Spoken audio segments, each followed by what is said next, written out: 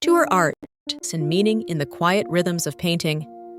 Her life is shaped by the lingering shadows of her love affair with Oki, a relationship that left her not only emotionally scarred, but also physically marked by the loss of her unborn child.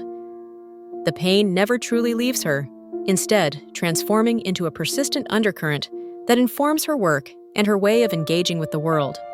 Otoko's existence in Kyoto is defined by a delicate balance between beauty and sadness, as she channels her suffering into the creation of exquisite, haunting paintings that attract admiration and evoke deep emotion in those who view them. 3. Sakami Keiko. Keiko is Otoko's young protege and lover, a woman of striking beauty and passionate temperament. Unlike Otoko, who is introspective and gentle, Keiko is bold, impulsive, and at times dangerously manipulative.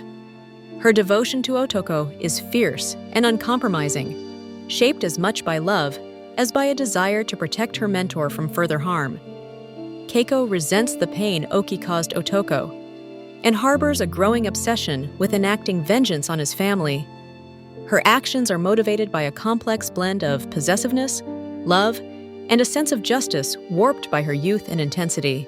The story begins as Oki, now an established and aging novelist, is drawn back to the memories of his affair with Otoko. His latest novel, based on that relationship, has brought him fame, but also a quiet sense of guilt and longing. On New Year's Eve, filled with nostalgia and a yearning to reconnect with his past, Oki travels from Tokyo to Kyoto to hear the temple bells, a ritual he once shared with Otoko. He hopes to see her again, not fully understanding the impact of his actions so many years ago. In Kyoto, Otoko lives a life that appears serene on the surface, but is filled with the silent ache of loss and longing. Her relationship with Keiko provides her with companionship and a measure of comfort, but the wounds of her youth remain unhealed. When Oki reaches out to her, Otoko is thrown into emotional turmoil. Old memories resurface, the sweetness of first love, the devastation of betrayal, the agony of losing her child, and the isolation that followed. Keiko, fiercely protective of Otoko, perceives Oki's reappearance as a threat. She becomes determined to shield Otoko from further pain, but her methods are far from gentle. Keiko's beauty and cunning become tools in a calculated plan to exact revenge.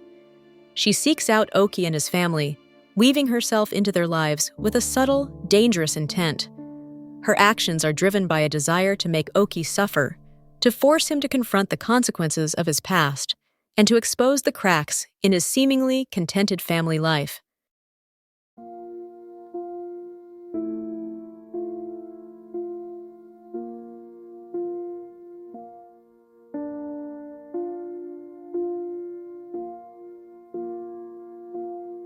Oki, a reflection of the pain he once caused Otoko, a cycle of suffering that repeats across generations.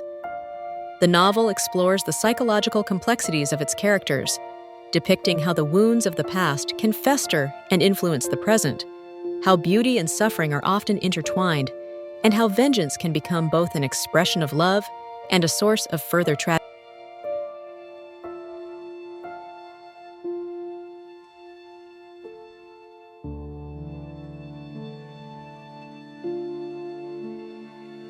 That his actions have left deep scars on others. He is haunted by regret and a sense of impotence, both as a father and as a man who once believed in the absolving power of art. Otoko, caught between her lingering attachment to Oki and her new life with Keiko, embodies the novel's central paradox, that beauty is often born from sorrow, and that the search for meaning in suffering can lead to both artistic transcendence and personal ruin. Keiko, meanwhile, emerges as both an avenger and a victim. Her love for Otoko is genuine, but her methods are destructive, leading her down a path of manipulation and cruelty. Her actions force Oki's family to confront uncomfortable truths, exposing the fragility of their happiness and the unresolved pain beneath their orderly existence. In seeking to avenge Otoko, Keiko becomes ensnared in her own web of emotions, ultimately experiencing the same kind of suffering she hoped to inflict on others. Throughout the novel, Kawabata's prose is delicate and evocative, suffused with a sense of transience and longing. The natural beauty of Kyoto, with its changing seasons and ancient temples, serves as a poignant backdrop for the characters' emotional journeys. The sound of temple bells, the quiet snowfall, and the subtle play of light and shadow all mirror the inner landscapes of Oki, Otoko, and Keiko. Beauty in this world is fleeting, inseparable from sadness, yet it offers a kind of redemption, a way to endure and transcend pain. Ultimately, beauty and sadness is a meditation on the enduring consequences of love and betrayal. It asks whether true forgiveness is possible, whether art can redeem suffering, and whether the pursuit of beauty is worth the risk of heartbreak. The novel's conclusion is ambiguous, leaving the characters poised between hope and despair, their fates shaped by the choices they have made and the emotions they cannot escape. Kawabata's story lingers in the reader's mind, a haunting exploration of how the past shapes the present, how the search for beauty can both heal and wound, and how love, in all its forms, is inextricably bound to sadness.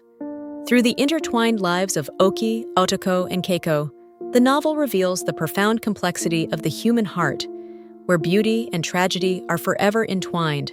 To painting. On the outside, Otoko appears calm and forgiving, but deep inside, she is still wounded by her unfinished love affair with Oki. 3. Sakami Keiko, Otoko's young student and lover. Keiko is both infatuated and extremely jealous. When she learns about the old love affair between her teacher and Oki, she develops hatred and seeks revenge. After many years, on New Year's Day, the writer Oki Toshio, now in his twilight years, decides to go to Kyoto to hear the bells of Gion Temple. This is not only a spiritual journey, but more deeply, he wants to find traces of the past, where he once had a passionate but sinful love affair with the young girl Ueno Otoko. That love affair left Otoko with a wound that was difficult to heal. When she was only 15 years old, she became pregnant with Oki and lost the child. Meanwhile, Oki returned to his family, continued his career, and even used that tragedy as inspiration to write novels, making him famous. Otoko quietly withdrew from Tokyo, went to Kyoto to live in solitude, and devoted herself to painting. When Oki and Otoko met again, both had passed their youth. The encounter did not explode with passionate emotions, but was like an old knife wound being reopened, silently stinging. Otoko was calm on the outside, seemingly forgiving, but deep down, the old memories were still haunting darkness. Next to Otoko at this time was Sakami Keiko, her student, and also her young lover. Keiko both admired and was infatuated with Otoko, but at the same time harbored intense jealousy towards her teacher's past love. When Keiko learned about the old relationship between Oki and Otoko, her hatred flared up. She felt that Otoko had her youth ruined, her child stolen, and her happiness all because of Oki's selfishness. In Keiko's eyes, the other man deserved to pay the price.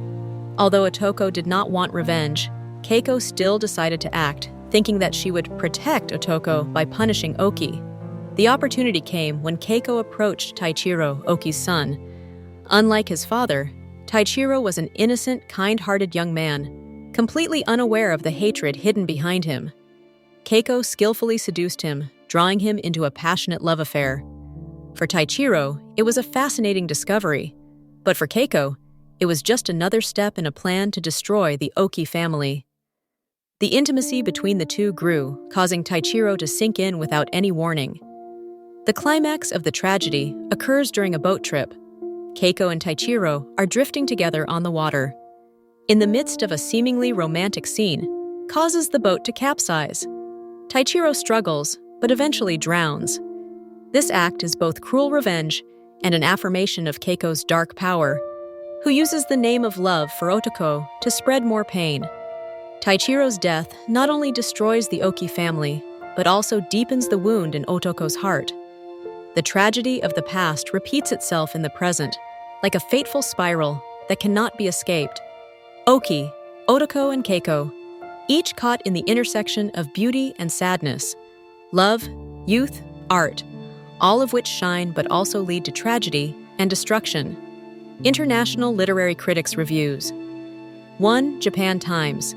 Chris Kosaka, 2017, describes the book as a subtle and elegant analysis of the most turbulent human emotions. Features the writing with mesmerizing imagery and exquisite detail, a hallmark of Japanese aesthetics. Highlights: the work is Kawabata's final,